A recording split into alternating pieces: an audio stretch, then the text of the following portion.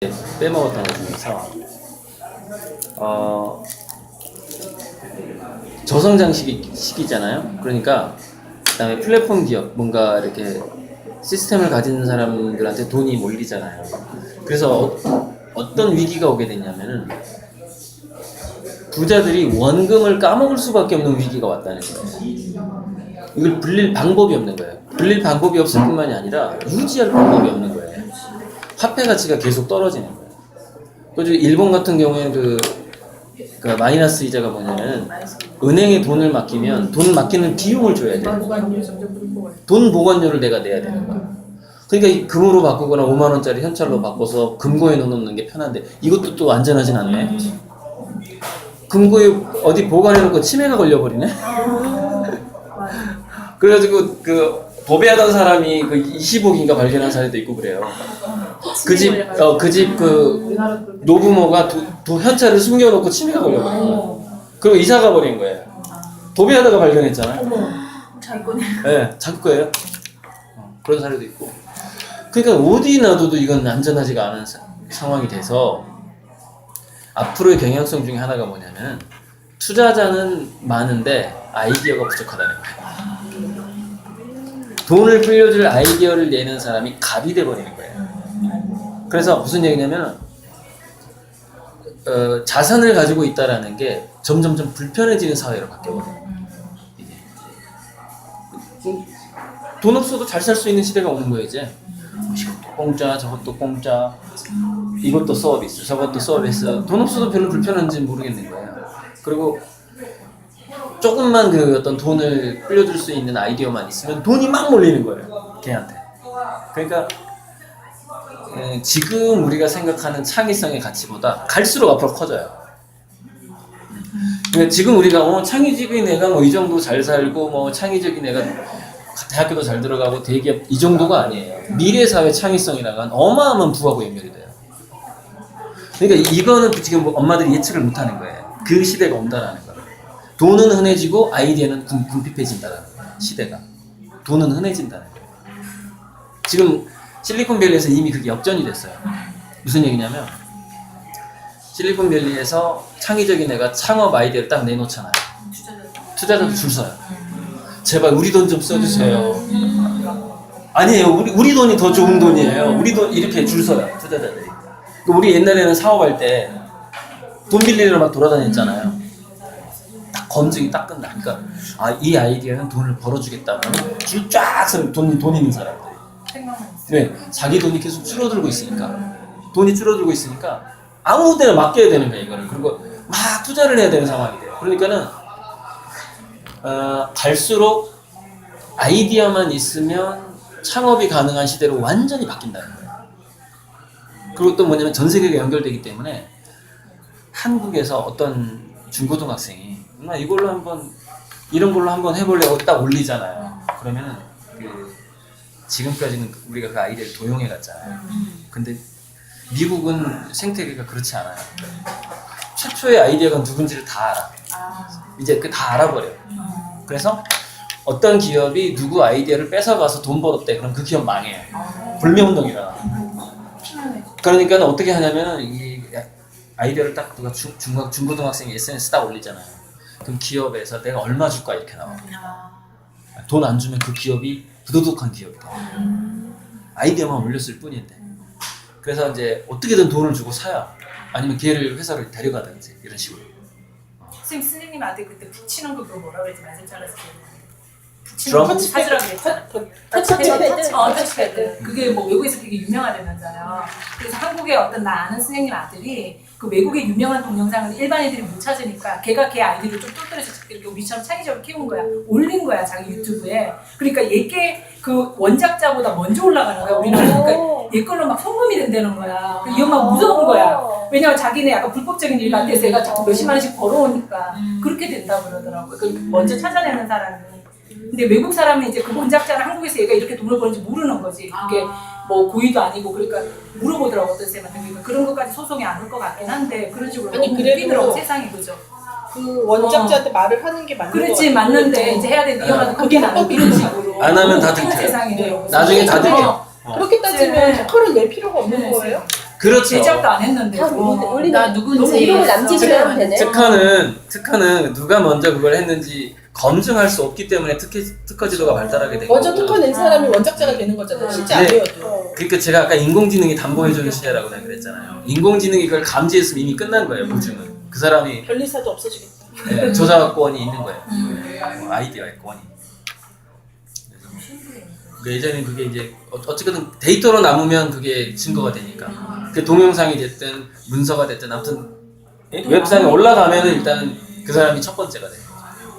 그러니까 아이들한테도 그렇게 뭔가 아이디어가 있거나 그러면 뭔가를 표현해 보라고 하는 그렇죠. 게 한순간에 대박나요. 뭘 해보거나 뭘 네. 아, 선생님 저는요 제 자신이 이렇게 아이디어가 많아요. 네. 뭐 하고 싶고 있는데 그러니까 전문적인 지식이 없으니까 이거를 어떻게 제품을 해서 만들어내야 되는지 자체를 모르겠는 거예요. 그냥 여기저기 올리면 돼요. 블로그도 올리고 뭐 근데 여기저기 지금 올리고. 아직까지는 그렇게 해서 올리면 아직까지는 혹시 뺏겨. 뺏길까봐 아직까지는 그래요.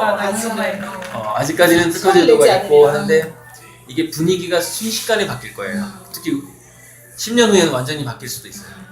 모든 게 드러나고 모든 게 최초의 아이디어가 누군지가 다 증명이 되고 이렇게 되니까. 근데 저희 나라 그러니까 네. 뭐 앞으로는 아이들이 어떻게 어떤 사회에서 대충은 감이 오는데 저희가 헷갈리는 게 당장은 저희 교육에서는 지금 바뀌지 않았잖아요. 그러니까 아이한테도 자꾸 이렇게 놔둬도 되나 공부 안 시켜도 되나 애가 안 오면 안 해도 되나 막 이런 생각이 자꾸 헷갈리는 것 같아요. 저희 당장은 우리나라가 그러니까 이제 우리 애들이 교육 현실이 바뀌질 않으니까. 바둑이 같아서 미래도 아니고 현재도 아니고 막 그러니까 이렇게 뭔가 들을 때는 이렇게 하는데 현실에서는 또 학교 형식은 되게 안 바뀌니까 교육 현장에 잘 안 바뀌고 있잖아요. 저희는.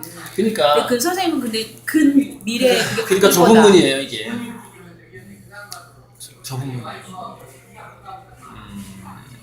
지옥으로 가는 문은 넓다. 천국으로 가는 길은 좁나니 성경에 나와. 그러니까 애들이 더 힘든 게 엄마들이 다 양다리를 거치는 거잖아요. 그치. 창의적인 것도 가지고 가야 돼 그래서 하면서 학교도 따라가서 어떻게 보고 또 너무 수학을 못 풀고 있으면 자퇴를 얘 시켜야 문제를 풀려야 되나 막 근데 그 이런 양다리 자체가 벌써 네. 되게 애들한테 그- 피곤하게 하는 그게 애매한 거죠. 근데 애매한 거는 성공 못해요. 한쪽으로 몰아가야 돼. 하나 공교육에서 1인자를 만들던지 확실하게 대안교육을 가든지 중간에 껴있으면은 여기서 치고 저기서 치고 아무것도 못해요. 그 선택을 하셔야 되는데 굉장한 용기가 필요하고 그러니까 뭐 아까 서천석 씨 얘기 나왔지만 그 사람 선택 잘한 거예요. 고액과에 시키길 잘한 거지. 일단은 그렇게 좀 한쪽으로 몰았잖아요. 어쨌건 아예 대안교육으로 확 가든지 공교육에서 돈을 완전히 투자를 해버리든지. 근데 이제 저는 이제 부자들은 공교육을 해서 얼마든지 살아남을 수가 있기 때문에 부자들이 만든 공교육 시스템이고 부자들은 유리하게 만든 시스템이라서 멋모르고 따라가다가는 그러니까 제가 그러거든요. 강의할 때 현찰 자산이 100억 이상 있으면 그냥 공교육 따라가도 된다. 왜냐면 얘가 공교육에서 좌절감을 맛볼 때 창업자금 550억을 주면 된다. 그러면은 걔는 직장 걱정은 안 해도 된다. 왜 직장을 만들어줘 버리면 되니까.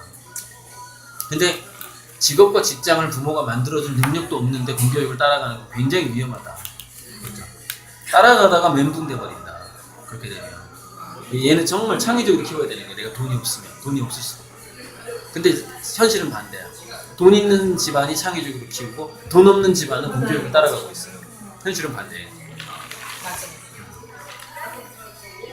그럼 선생님 생각하는 창의적으로 키우는 가장 좋은 방법은 뭐예요? 첫 번째가 자기 결정성, 자기 주도성이고 즐기게 해야 된다는 거지. 즐기게. 그거 하나예요. 원칙. 그래서 아까 사춘기가 즐거워야 된다는 얘기가 아까 그 얘기고. 왜냐면은 그러니까 키워드는 키덜트예요. 어른이 돼서도 어린아이와 같은 상상력과 창의력과 그 즐거움을 가진 채로 어른이 되느냐 안 되느냐가 핵심이에요. 의외로 그러니까- 대가들이 안 진지하고 소년 같다는 거 많이 그거예요. 얘기하잖아요. 쌤. 그거예요. 소년 같다는 말. 그걸 안 읽더라고요. 그런 사람들이 창의적이고 훨씬 집중도 더 잘하고 뭐 프로 또 어떨 때는 정말 프로 같고 그렇거든요. 근데 이제 그 키덜트의 문화가 우리나라는 굉장히 약해요. 그걸 철없다고 보고 철없다라고 얘기하고 넌 나이 먹고 왜 그러냐라고 얘기하기 때문에 우리 어른들이 대부분 어른스러움이 자연스러운 거라고 생각하고 있는 거예요. 동양 문화가 그래. 우리 한국 문화가 특히 또 존댓말 해야 되고 어르신 공경해야 되고 그러니까. 근데 그 외국 같은 경우엔 유럽이나 미국 같은 경우에는요. 손미나 그 작가가 하는 얘기인데 거기서 살면 나이를 잊어버린대요. 사람들이 나이와 상관없이 살기 때문에 그러네. 저희는 어떤 연령의 기준이 있잖아요. 예. 그래서 자기가 실제로 유럽인가 어디서 살 때 자기 나이를 잊어버린대요.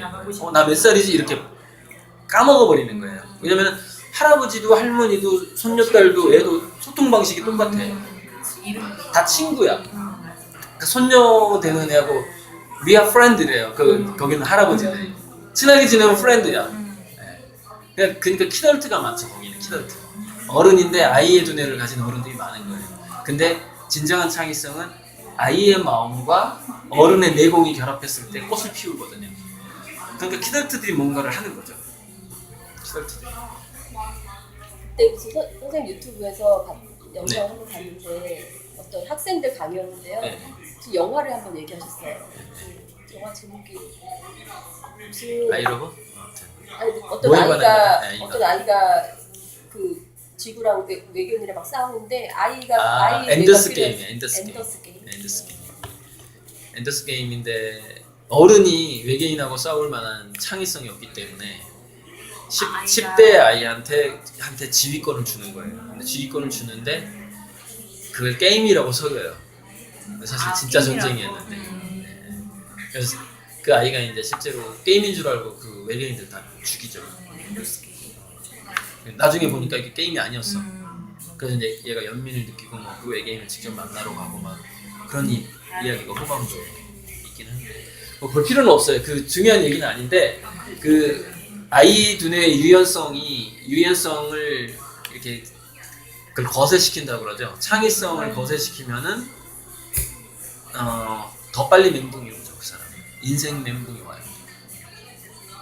그래서 제가 이렇게 얘기했잖아요. 우리 공교육은 인공지능처럼 발달할 가능성이 전혀 없는 애를 인공지능으로 만들다 보니까 초보 인공지능 상태에서 끝나버립니다. 얘는 인간도 아니고 로봇도 아닌 상태로 대학교 졸업하면 딱 인간이 그렇게 바뀌어버려요. 한국 공교육이. 지금 미적분도 그래서 논란이 되는 거잖아요. 저도 거기서 멈추긴 했지만 이게 한번 찍으면 풀리는 건데 예전에는 그게 안 되니까 연락시켰는데 그렇죠. 그거에 대해서 논란이 많더라고요. 교수들도. 그래도 기초 수학에서 가르쳐야 된다는 팀도 있고 쓸데없는 낭비다. 그러니까 지금은 합의가 안 되는 수학 거예요. 문제를 잘 푸는 거보다도 어떤 걸 먼저 수학적으로 해결해야 되는가에 대한 생각이 더 중요하죠.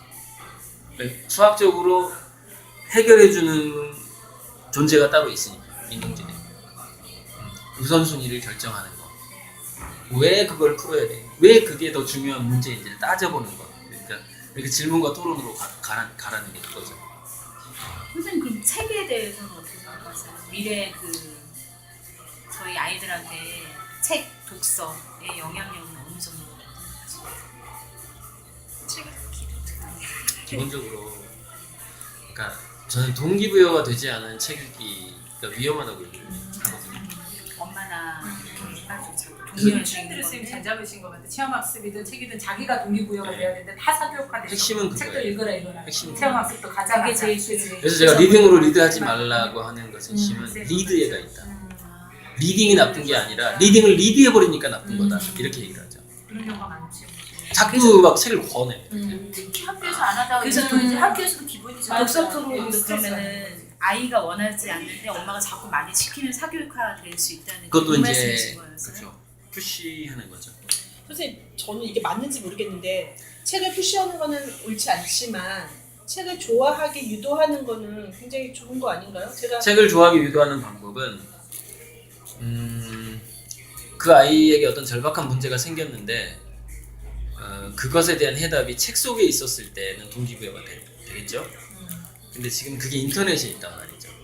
해답이 구글에가 있고. 왜냐하면 네. 책을 많이 읽은 애들이 이해력도 좋고 정보 습득력이나 수집력이 좋다라고 생각을 하고 했거든요. 그건 당연해요. 당연한데 그렇기 때문에 기본적인 베이스로는 독서가 좀 깔려 있어야 되지 않을까.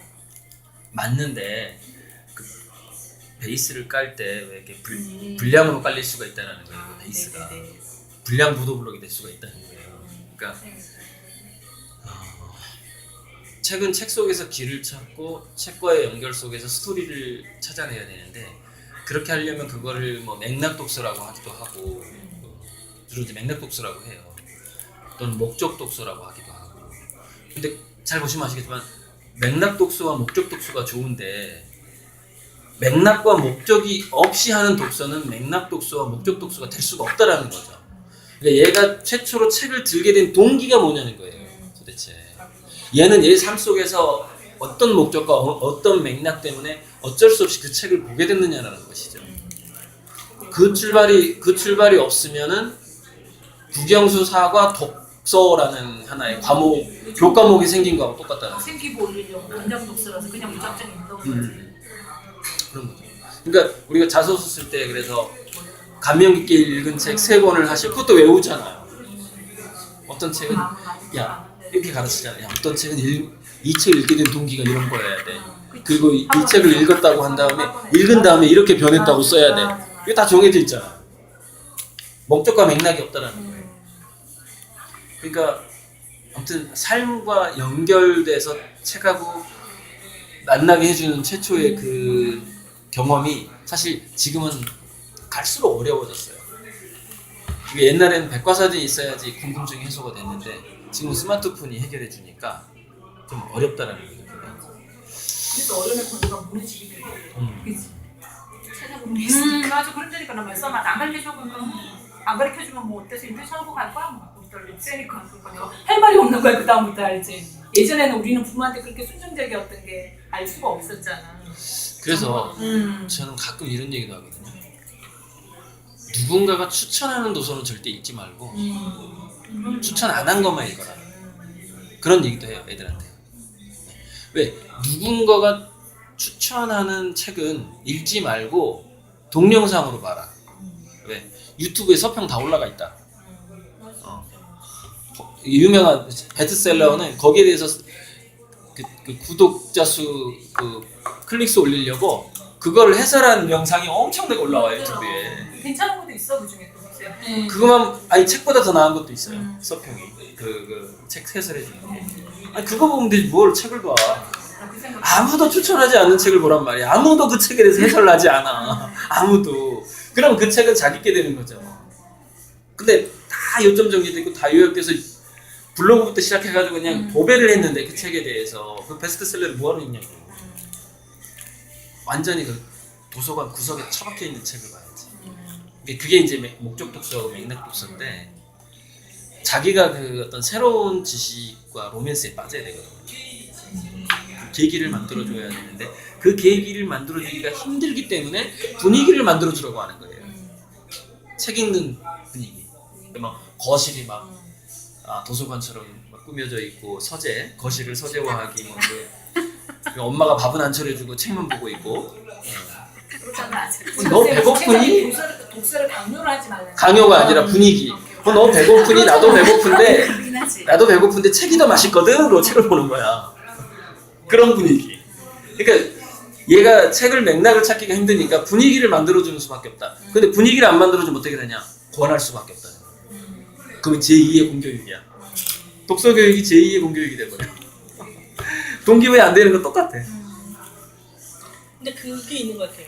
아주 어린 시절에 모방하며 크는 나이에는 엄마가 독서하는 게 방법이 되지만 그 시기에 못 잡아주면 그 이후에는 엄마가 책 읽는 데서 아이가 꼭 읽진 않을 거예요. 물론이죠. 그거죠. 그 이후에는 좀 다르죠. 진짜 이거 확실히 있어. 그 시기를 잘 활용하는 게 가장 현명한. 그리고 이제 일단은 아까 제가 텍스트 시대가 아니라 암묵지 시대라고 했잖아요.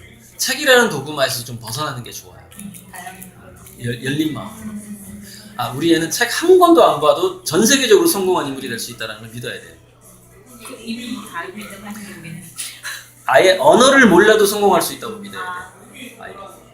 근데 선생님 그 책에서 그 도시 꿈이 나중에 도시농 나도 그거 가 되는 내보냈어. 게 그게 지금 이 아니 두뇌 이거를 일집합. 네. 평생교육 도시를 지금 준비하고 있는 복지 사업이라고 해가지고 지금 그래서 내가 궁금했거든. 익산에서 혹시 뭔가를 하고 아니 계신지 그런 건 아니고 이제 제가 꿈꾸는 자선 사업이 한 20가지가 있는데 네. 그 20가지 중에 한 가지예요. 피할 사람들 연락 달라고. 쌤 이거랑 이거랑 내용 완전 달라요. 나는 이것만 읽어가지고 또. 예, 완전 다르죠. 근데 이게 좀 이걸 읽지 말고 그걸 읽어야 술술 되니까. 이거는 두뇌 사용 설명서. 이게 술술 이렇게. 이 책 말고 두뇌 사용 설명서가 있다니까요. 인공지능인가? 회사의 설명서도 잘 안 읽힌 부분이 있어요. 네, 있어. 그랬더니 수홍 선생님이 이거 읽으라고 아니 책이 근데 있잖아요. 이게 제일 이거 좋아. 말고 다른 게 있다고요? 그러니까 이게 업그레이드 된 거. 이거 하얀색. 2배짜리가 있어요. 이 내용이 다 들어가고 또 50%더 업그레이드 된 이거 거. 초등학교까지만 나오고 이게 이거 아니었어요? 다른 거예요. 난 선생님이 독서 토론회 올렸던 거. 책 소개 안 해주고 저거 아니에요. 흰색. 흰색 있어요. 그때 정희 씨는 그거 봤어요. 뭔지 알겠다. 음. 네, 맞아. 그건 좀 사서 보세요. 그거 왜냐면은 콘텐츠가 많아서 한꺼번에 못 보고요. 보려면 한참 걸려요. 그러니까 이 페이지 수가 거의 500페이지고 내용도 빡빡해요. 신랑이 재밌다고 아 그래.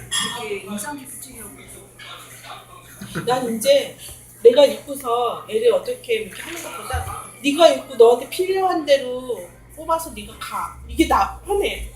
책을 주고 영서는 그게 되니까 그러죠. 컸잖아. 크면은 이제 그 나이 되면은 그렇게 해도 되겠더라고요. 6학년이거든요. 이 책에서 네가 공감하는 부분을 너도 모방을 해봐. 근데 그게 아직까지 애가 이렇게 피부를 잘 느끼지는 않는데 내가 읽고서 말하면은 잔소리더라고요. 저는 이제 둘째 같은 경우는 진짜 책을 안 봐요.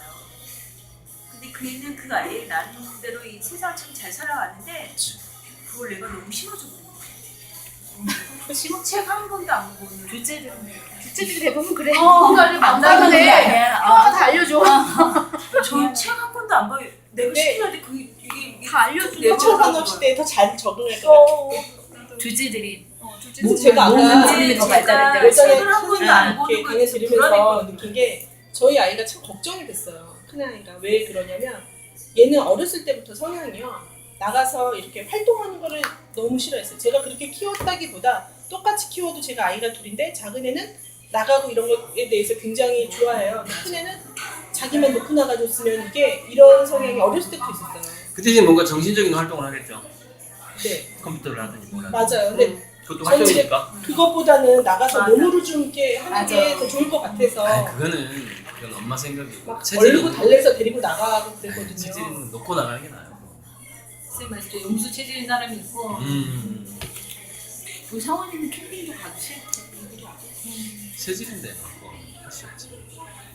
문제는 걔가 집에 캠핑도 가고 싶어. 집에 놓고 간다고 멍하니 있는 애가 아니고 뭔가를 컴퓨터로 할 거니까. 난 근데 내가 이제 엄마 마음은 나가서 사람도 좀 만나고 했으면 좋겠는데 걔는 사람을 만나는 것 자체를 그렇게 좋아하진 않아요. 근데 딱 정해진 몇 명 외에는 이게 대인관계 지능이라는 것도요. 제가 이제 오늘 다중지능 얘기 안 했는데 어쨌건 대인관계 지능도 지금은 인공지능이 조율해줘요. 되게 관계 맞아? 네. 맞아요. 이해가 안 되는데? 이해 안 되죠? 벌써부터 인공지능이 전화 받는 법 이런 거 가르쳐요. 전화 상대방한테 당신이 방금 상대방을 기분 나쁘게 말을 했습니다. 그럴 때는 그런 거 있을 수 이렇게 있겠다. 나는 못 알아채는데 이렇게 말을 해야 됩니다. 일반적으로 봤을 인간의 때 감정을 훨씬 인공지능이 그렇지. 빨리 빨리 알아보고 이런 말을 했을 때 이런 말을 목소리만 듣고도 그 사람의 호르몬 상태를 파악을 해요. 그러니까.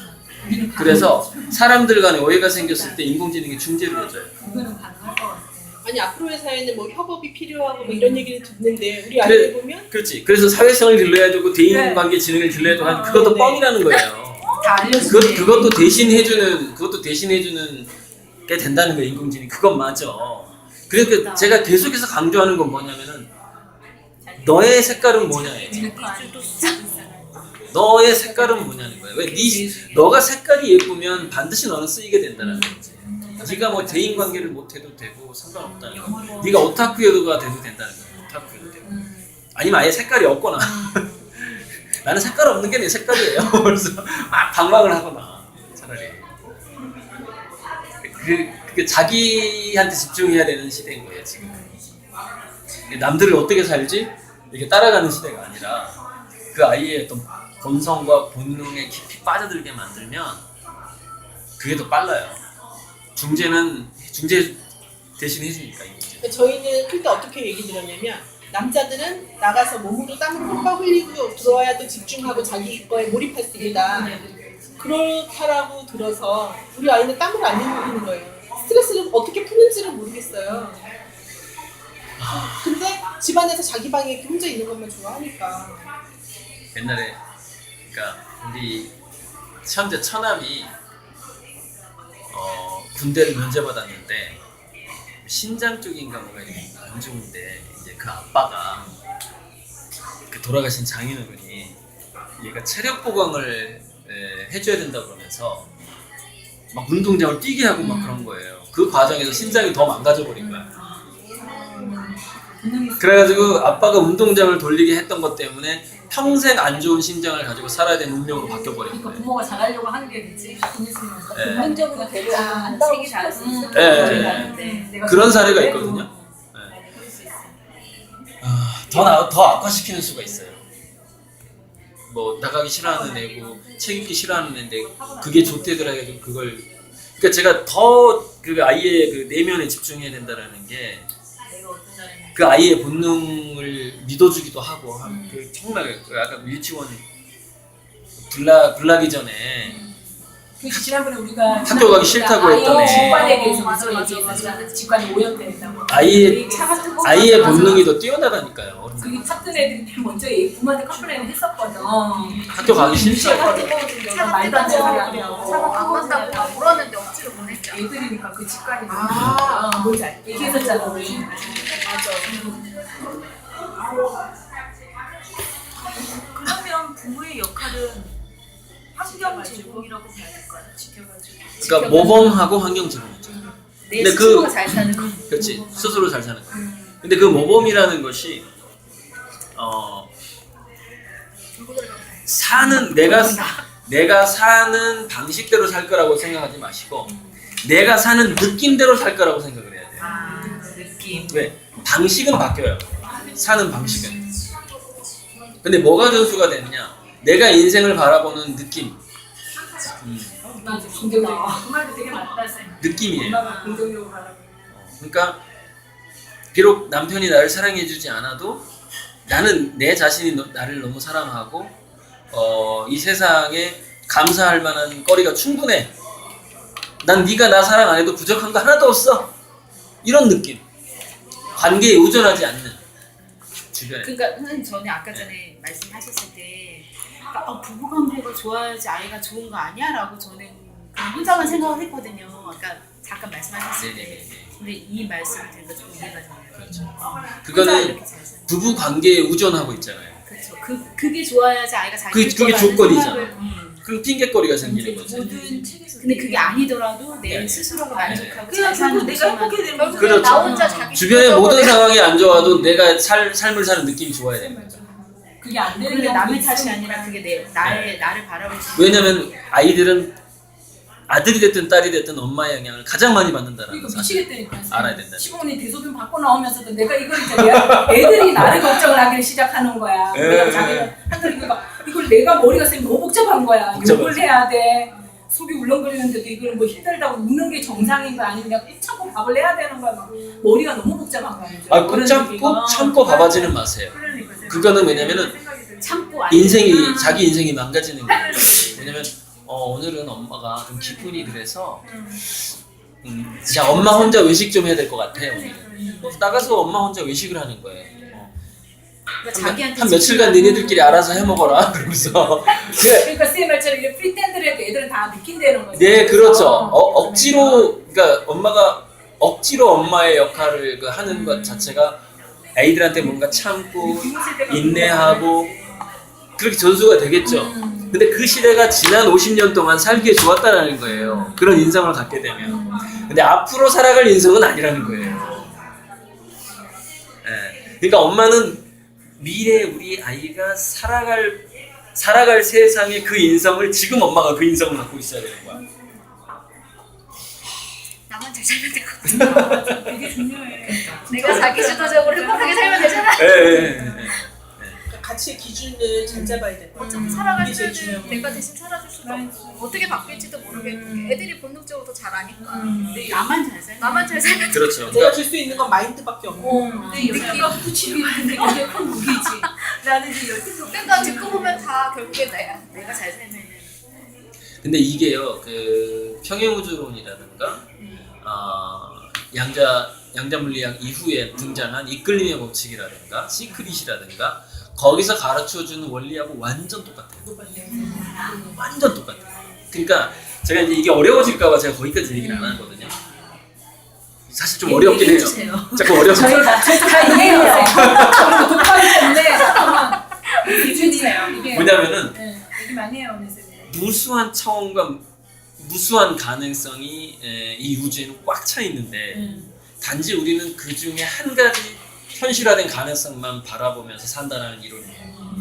그래서 그런데 그 무수한 가능성은 대략 그래서 이클림의 법칙이나 이런 데서 이제 간단하게 얘기해 주는 게 뭐냐면 시간차 공격을 받는 거예요. 무슨 얘기는 내가 인생을 느끼는 느낌 있죠. 느낌에 대한 시간차 공격을 받아요. 무슨 얘기냐면은 지금 내가 안 좋은 느낌으로 자식 교육을 하고 살아가요. 시간차라는 건 뭐냐? 5년 후, 10년 후에 그 안 좋은 느낌이 한꺼번에 나를 공격해요. 거울이니까. 그러니까 불교에서 보면 업처럼 근데 그래서 업보인데 그 업보라는 것이 좀 더 디테일하게 들어가면 좀 상황이 달라요. 다 자기가 만드는 건데 자기가 지어내는 자기가 지어내는 건데 자기가 지어낸 것이 발산됐다가 거울에 반사돼서 다시 나한테 돌아오거든요. 근데 그게 시간차가 있는 게 이 세상이고 시간차가 없는 게 저승이에요. 저승은 생각하는 대로 확확 바뀌어요. 근데 이승은 그게 조금 시간차를 두고 나한테 다가오게 돼요. 그러니까 내가 바뀌면 왜 자식이 바뀌냐면 그 이론대로라면 이렇게 되는 거예요. 시간차로 자, 통해서 그것도 시간차인데 내가 먼저 바뀌게 되면 내가 바뀌었기 때문에 기대되는 자식의 행동이 예측되는 방식이 달리 예측이 돼요. 이제 내가 과거에 왜 우리 애한테 억지로 뭘 시켰지? 그러면서 그러면 안 되고 나부터 자기주도적으로 내 삶을 깊이 성찰하면서 이렇게 즐겁게 한번 살아보자. 그때 그 강사가 내가 이렇게 살면 애들도 그 느낌을 그대로 따라한다고 그랬지라고 기대하잖아요. 이 기대가 쫙 퍼져나가는 거예요, 운동처럼. 그래서 그 기대에 부응하는 행동을 보이는 바깥의 존재들이 확률이 올라가기 시작하고 그러면서 그 우리 자식이 원래 이렇게 실패하는 우주도 있는데 자꾸 나한테 우리 자식이 성공하는 우주가 보여질 확률이 올라가는 거예요. 그럼 이제 예를 들어서 그건 사실 매 순간 그게 그 확률이 바뀌는데 매 순간 바뀐다고 하면 어려우니까 자고 일어날 때마다 바뀐다고 생각하면 돼요. 그 무슨 얘기냐면 우리는 잠자고 일어날 때마다 다른 세상에 사는 거예요. 어제까지의 세상이 아닌 거예요. 그러니까 오늘 내가 이 책을 한 권 읽고 잠을 자고 일어나면 내일 세상이 바뀌어 있는 거예요. 그런데 우리 인간은 그게 세상이 바뀐 걸 인지를 못하기 때문에 내가 이렇게 했더니 우리 애가 이렇게 바뀌네라고 생각을 하는 거예요. 근데 그 애가 변한 게 아니라 다른 애가 와 있는 거예요. 다른 세상에서. 그게 이제 평행우주론이에요. 양자물리학 이론인데 그러니까 결국 다른 애가 내 옆에 존재하도록 만든 것, 즉 우리 애가 부정적인 우리 자식의 미래가 아니라 긍정적인 우리 자식의 미래가 내 옆에 존재하게 만드는 것은 자기 마음이었다는 것이죠. 와칭이요, 와칭. 그거 읽어보면 제 말이 좀 이해가 가는데 제가 좀 막 섞어서 지금 막 설명하고 있거든요. 자기가 바꾼다는 거예요. 이끌림 그 와칭에 있었던 이런 거. 그러니까 제가 이제 강의할 때 이제 이 얘기까지는 안 하고 이런 식의 얘기를 하죠. 자식 걱정을 하면 평생 걱정을 해야 된다. 안 바뀌어요. 왜? 내가 자식 걱정을 하는 것이 우주에 퍼져나가요. 네가 자꾸 걱정을 하니까 네 자식이 걱정을 이렇게 에너지 파장이 바뀌니까 이렇게 퍼져나가. 그러면은 그 맞는 거 그러면 그게 온 우주를 떠돌다가 모아버리면 내가 내 자식을 걱정할 수밖에 없는 현상이 계속 발생을 하는 거야. 그게 메아리를 치는 거지. 돈 걱정을 하면 진짜 돈 걱정할 일이 계속 있는 계속 돈 걱정할 일이 그 생겨. 에너지가 계속 오는 거지 나를 중심으로. 그러면 일상에서 이렇게 바뀌기가 쉽진 않잖아요. 그러면 내가 또 그렇게 하고 있다는 걸 알아차리고 전환하는 방법밖에 없겠네요. 그래서 수행 명칭이 알아차림이잖아요. 알아차림 굉장히 중요한 지금 그 키워드가 나온 거야. 자기가 지금 잘못 가고 있다는 걸 알아차려야 되는데 그걸 알아차리지 못하더라는 거죠. 그래서 더 부정적으로 빠져들죠. 그렇죠. 일반적으로. 청자는 자기가 변해야 돼. 자식이 변하는데. 자식이 변하나요? 내가 변하면 우리 지금 아, 사회 다 했어. 나의 기대가 자, 바뀌는 거 아니야? 엄밀하게 말씀드리면 자식이 이미 변해 있는 우주로 내가 이동을 하는 거예요. 그러니까요. 순간 이동하는 거예요. 네네네. 순간 이동. 그러니까 저도 그렇게 생각했거든요. 네가 바뀌는 게 아니라 너한테 내가 너를 바라보는 시선이 바뀌는 거예요. 시선이 바뀜으로써 매 순간 나는 다른 우주로 건너가고 있는 거예요. 전혀 다른 공식이 작동하는 거예요. 근데 그 차이가 너무 미묘하기 때문에 우리는 다 연결되어 있는 걸로 착각을 하고 있는 거예요. 그러니까 긍정적인 미래와 부정적인 미래는 동시에 존재를 하는데 그걸 선택하는 건 자기라는 거죠. 자기가 선택을 하고 그럼 부정적인 그 미래를 완전히 소멸시킬 수 있는가 하는 문제는 소멸되지 않을 것 같아요. 영원히 존재할 것 같아요. 중요한 건 뭐냐면은 제가 그래서 확률을 높인다라고 얘기하는 건데 내가 지금까지 자식 걱정을 하면서 살아버렸어. 그럼 자식 걱정을 할 수 있는 무수한 상상의 미래가 이미 펼쳐져 있어요. 우주에. 그걸 없앨 수는 없다고. 없을 수는 없어. 얘는 뭐 우리 애가 사고 나고 이혼하고 파산하고 하는 것들이 모든 걸 설정돼 있어 이미. 왜 이 우주는 그래서 양자 컴퓨터라는 그 썰도 있는데 지금 한 순간 뭐 하는 것이 전부 계산이 돼 버려요. 미래가 이미 부정적인 우리 자식의 미래는 이미 설정되어 있어요. 문제는 뭐냐? 이걸 바꾸는 방법은 긍정적인 확률을 높이는 수밖에 없다라는 거예요. 그래야 그 부정적인 확률이 줄어들게 되는 거죠. 긍정적인 양을 많이 만들어 버리니까 지금 긍정적인 초기 조건. 근데 그 긍정적인 초기 조건을 만드는 출발은 누구냐? 본인이에요. 자기가 만드는 거예요.